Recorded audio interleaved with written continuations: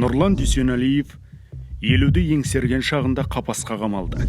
Ол елімізде сот шешімімен экстремистік деп танылған таблиғи жамағат ұйымының мүшесі. Жасырын пәтерде жақтастарын жинап, заңсыз дағуат жүргізген. Былтыр осы қалада болған. Коронавирустың кезінде ғой.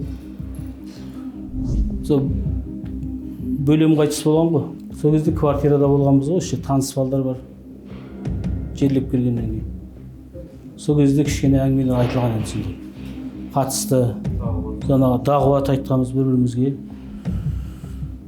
Сонымен енді 3 күн, 4 күндей сол жерде болдық қой енді. Таблиғи жамағат ұйымының негізін Мұхаммед Ильяс 1926 жылы Үндістанда қалады. Ізбасарлары 3, 7, 40 күн елді мекендерді аралап, ұстанымдарын насихаттайды.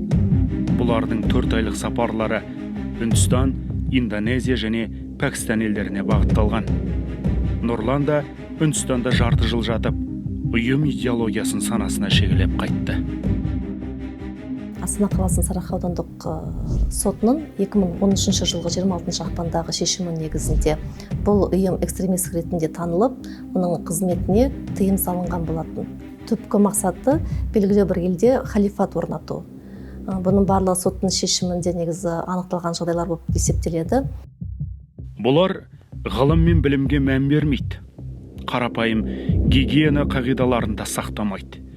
Көшеде кезіккен адамға тап беріп, кәлима айтуын талап етеді. Одан қалды әр үйдің есігін қағып, шырқын бұзады. Таблиғ жамағаттың сол бір кемшіліктердің біреуі, адамдарды дінге шақырамыз деп, керісінше такфир, сәләфит, вахабит секілді діни топтардың жемтігіне айналдырды. Дінге қызықтырды тастатты, кетті. Ол әлгіндей діни саяси топтардың, ұйымдардың құруғына тез ілінеді. Оларды былайша айтқан кезде балықты жағаға шығарып берсе, ар шетін қуырып жеуді қалған жаңағы діни ұйымдардың, діни топтардың, ағымдардың еншісіне қалдырып кетті. Сол үшін бұлардың осы үлкен бір кемшілігі болды. 405 бап бойынша қылмыстық іс қозғалды. Яғни сотпен тыйым салынған ұйымның қызметін ұйымдастыру бойынша. Өркениеттен безіп, надандық атты шыңырауға құлаған Нұрлан Дүйсенәлиев қазір тергеу изоляторында. Қылмысын мойындап отыр.